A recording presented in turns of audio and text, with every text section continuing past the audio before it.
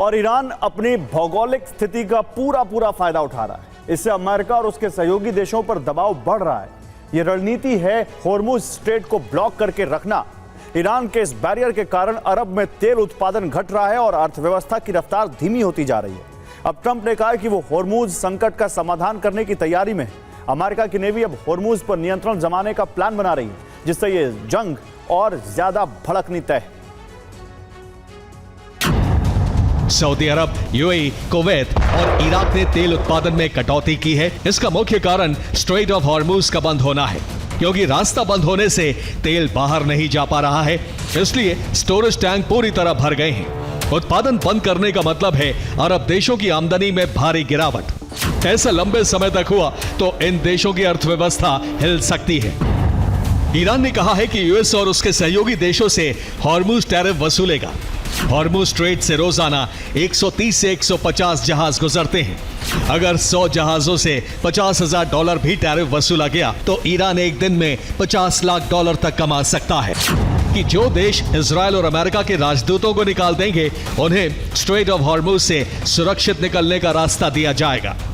Iran America और उसके सहयोगियों के बीच दरार डालना चाहता है, ताकि इजराइल और अमेरिका अंतर्राष्ट्रीय स्तर पर अलग थलग पड़ जाए। ट्रंप ने कहा है कि अगर ईरान ने तेल सप्लाई रोकी तो अमेरिका 20 गुना ज्यादा ताकत से हमला करेगा। इसके साथ ही ऐलान किया है कि ईरान के हमले रोकने के लिए अमेरिकी नेवी हॉर्मुज में तैनात होगी। तेल ढोने वाले जहाजों को अमेरिकी नौसेना सुरक्षा देगी और उनके साथ चलेगी। तो ईरान में सत्ता बदल गई है, लेकिन सवाल यह है कि क्या इससे हालात बदलेंगे? अली खामनेई के बाद उनके बेटे मुस्तफा खामनेई सुप्रीम लीडर बने हैं और इससे ट्रंप और नेतन्याहू दोनों खुश नहीं हैं। इसी बीच ईरान के मिनाब में गर्ल्स स्कूल पर हुए हमले को लेकर एक नया विवाद खड़ा हो गया है।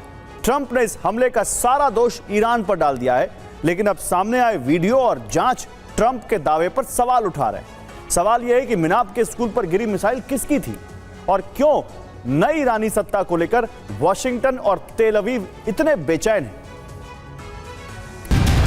ट्रंप निर्णायक जीत चाहते हैं और जानते हैं कि जब तक खामनेई का कोई भी वारिस ईरान की सत्ता में है, उन्हें वो निर्णायक जीत नहीं मिलेगी।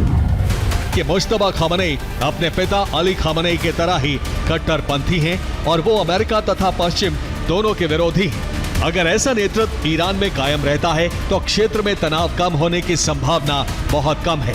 जब इजराइल के विदेश मंत्री से पूछा गया कि क्या मुस्तफा खामनेई इजराइल के निशाने पर हैं, तो उनका जवाब था, इंतजार करके देखिए।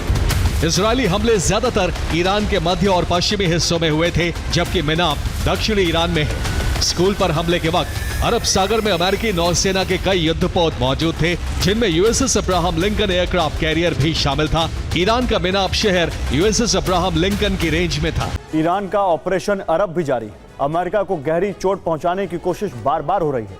अरब देशों में मौजूद अमेरिकी बेस पर ड्रोन और मिसाइलों से हमले किए जा रहे हैं। सिर्फ यूएई की बात करें तो ईरान से यूएई पर 15 बैलिस्टिक मिसाइल और 18 ड्रोन से हमला किया गया है। कोशिश तो बहुत बड़ी तबाही लाने की थी, लेकिन एयर डिफेंस ने अधिकतर हमलों को नाकाम कर दिया। कतर में भी ईरान ने खैबर शिकन मिसाइलों से हमला किया है। 9 मार्च को यूएई पर 15 मिसाइल हमले हुए। 12 मिसाइलों को एयर डिफेंस से गिरा दिया गया, जबकि 3 मिसाइलें टारगेट से भटककर समुद्र में गिरी। ईरान ने एयरबेस को तबाह करने का दावा किया है। एयरबेस पर मौजूद तेल डिपो को भी नष्ट कर दिया गया। यहाँ एक गैस टैंक भी था जिसे नष्ट करने का दावा है। सऊदी के अल खर्ज पर फिर हमले की कोशिश हुई। अल खर्ज में 2 ईरानी ड्रोन को गिराया गया। सऊदी अरब पर एक मिसाइल से भी हमला किया गया। ईरान ने अमेरिका के MQ-9 ड्रोन को मार गिराया। अब तक अमेरिका के 11 ड्रोन नष्ट हो चुके हैं। अमेरिका के 10 रडार भी नष्ट किए जा चुके हैं।